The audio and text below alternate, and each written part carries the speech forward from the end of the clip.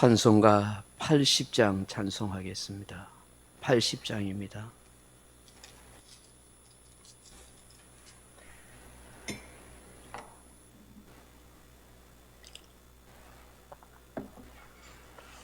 찬송가 80장입니다.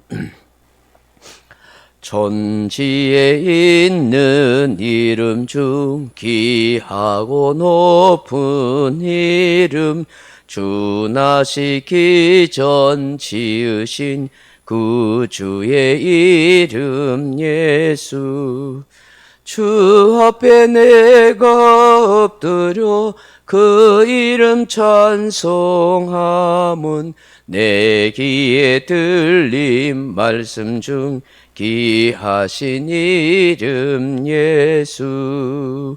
주 십자가에 달릴 때 명패에 쓰인 대로 저 유대인의 왕이요 고 우리 왕이시라. 주 앞에 내가 엎드려 그 이름 찬송함은 내 귀에 들린 말씀 중 귀하신 이름 예수. 지금도 살아 계셔서 언제나 하시는 일, 나 같은 죄인 부르사 참 소망 주시도다. 주 앞에 내가 엎드려 그 이름 찬송함은 내 귀에 들린 말씀 중 귀하신 이름 예수. 주 예수께서 영원히 어제나 오늘이나 그 이름으로 우리에게 참 복을 내리신다. 주 앞에 내가 엎드려 그 이름 찬송함은 내 귀에 들린 말씀 중 귀하신 이름 예수. 아멘. 하나님 말씀은 히브리서 12장 1절로 2절 말씀을 같이 읽겠습니다. 히브리서 12장 1절 2절입니다. 이러므로 우리에게 구름같이 둘러싼 허다한 정인들이 있으니 모든 무거운 것과 얽매이기 쉬운 죄를 벗어버리고 인내로서 우리 앞에 당한 경주를 하며 믿음의 주여 또 온전하게 하시는 이인 예수를 바라보자. 그는 그 앞에 있는 기쁨을 위하여 십자가를 참으사 부끄러움을 개의치 아니하시더니 하나님 보좌 우편에 앉으셨느니라. 아멘. 사랑하는 성도 여러분, 오늘 본문은 우리에게 중요한 영적인 깨달음을 말씀합니다. 우리의 신앙생활은 달리기 선수나 마라톤 선수와 같다라고 그렇게 말씀하는 것입니다.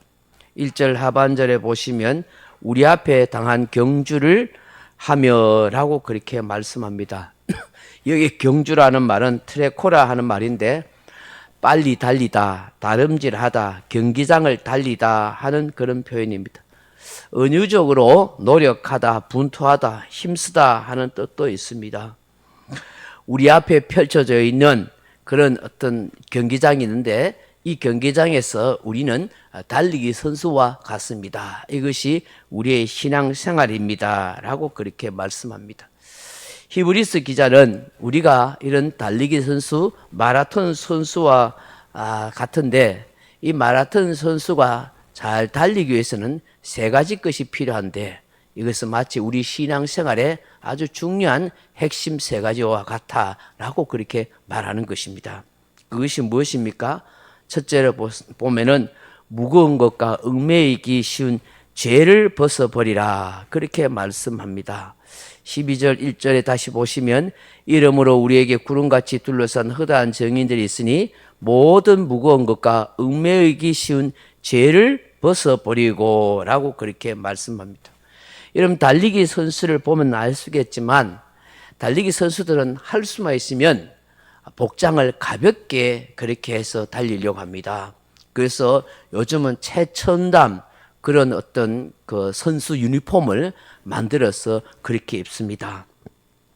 여러분, 이 선수가 잘 달리기 위해서는 어떻게 해야 됩니까? 살을 빼려고 노력도 하고 체중 조절도 하고 그렇게 하지 않습니까? 그런데 달리기 선수가 마치 등산하는 사람들처럼 여러 가지 가방이나 배낭을 메고 그렇지 않습니까? 그리고 살을 막 찌어서 그렇게 하면은 어떻게 제대로 달릴 수가 있겠습니까?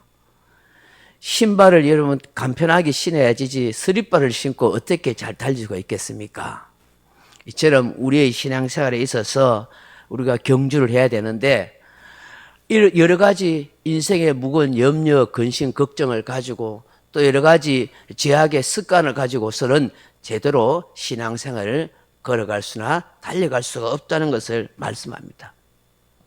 우리가 신앙생활을 잘 하기 위해서는 무엇보다도 세상에 대한 애착, 또 걱정, 염려, 근심, 또 우리의 잘못된 제약된 습관 이런 것들 다 벗어버려야 우리가 신앙생활을 제대로 잘 할 수가 있고 달려갈 수 있다 하는 것을 말씀하는 것입니다.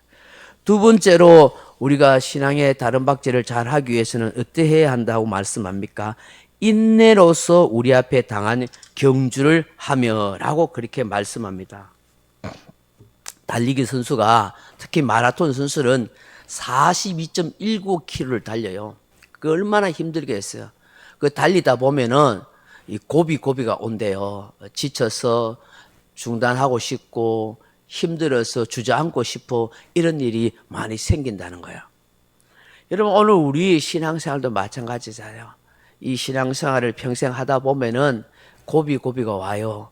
때로는 시험도 오고 때로는 마음 상할 일도 오고 때로는 건강의 위기도 오고 여러 가지 삶의 걱정과 고난이 있을 때가 있거든요. 그런 것들을 잘 극복해 가야 되는 거예요. 그렇게 하기 위해서는 잘 참고 견뎌야 된다 하는 것입니다. 여러분 신앙생활을 잘하는 사람들 보면은 오래 참음이 있는 사람입니다. 인내의 끈이 긴 사람입니다. 믿음의 사람들은 다 인내의 사람이었습니다. 참지 못하고 포기하고 하나님의 약속을 끝까지 붙들지 않았으면 결코 승리자의 삶을 살아갈 수가 없었습니다. 노아의 방주를 생각해 보십시오.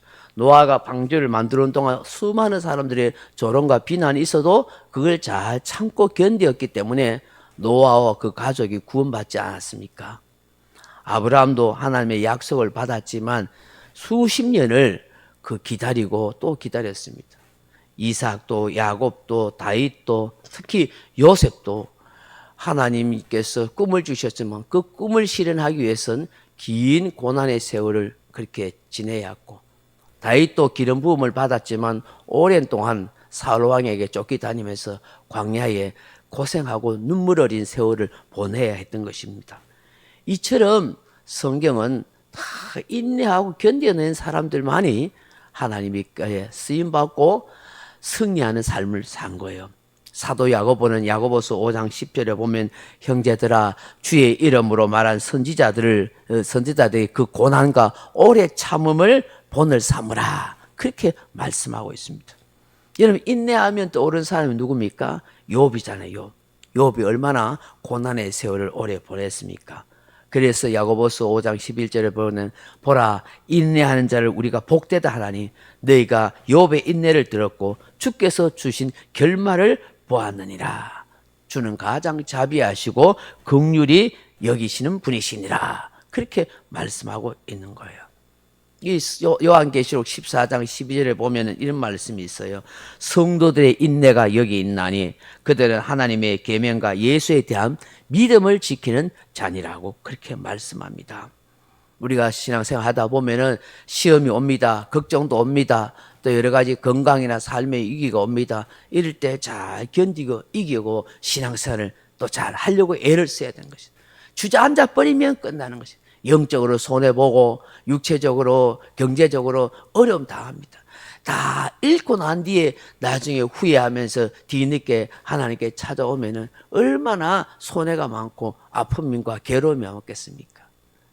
잃어버리기 전에 회개하고 잃어버리기 전에 하나님의 은혜를 다시 구하고 영적으로 다시 일어서야 되는 거예요. 그걸 못 깨닫는 사람이 너무 많은 것을 봅니다. 참 안타까워요. 인내하는 신앙으로 살아가길 바랍니다. 마지막으로 어떤 말씀을 합니까? 예수를 바라보라 그렇게 말합니다. 2절에 보면 믿음의 주요 온전케 하시는 예수를 바라보자. 여기 믿음의 주요 하는 말은 이 주요라는 말이 알케코스 하는 말인데 왕, 통치자, 권세자, 지도자 하는 뜻입니다. 온전하게 하시니라 하는 말은 텔레오테스라는 말인데 완성하는 사람, 완성자 그런 뜻이에요. 믿음의 주요 온전하게 하시는 이라 한 말은 믿음을 완전하게 가장 믿음의 본을 보이고 제시해 주는 왕, 통치자, 지도자 그분이 누구라고요? 예수님입니다. 우리의 믿음의 근본, 본질을 우리에게 보여주시고 모범이 되게 하시는 분이 바로 예수님. 그분을 바라보라 하는 것입니다. 이게 바라보다 하는 말은 아폴라오 하는 말인데 주시해라. 주의 깊게 생각해라. 다른 곳에 눈을 돌리지 말고 고정시키고 집중하라. 누구에게? 예수님께만. 모든 믿음의 근원이 되고 우리에게 믿음의 길을 제시하는 예수님만 바라봐라. 예수님 바라보면 시험 들 일 없고 넘어질 일 없어요. 아이가 달려가는데 앞만 보면 달려가면 되는데 옆을 보고 뒤를 돌아보다가 자빠지고 엎어지는 거예요. 아빠만 보면 되는데 엉뚱한 데 보다가 넘어지는 거예요. 예수님만 바라보면 되는데 자꾸 사람 보고 환경 보고 형평 보다가 시험 들고 실족하는 거예요.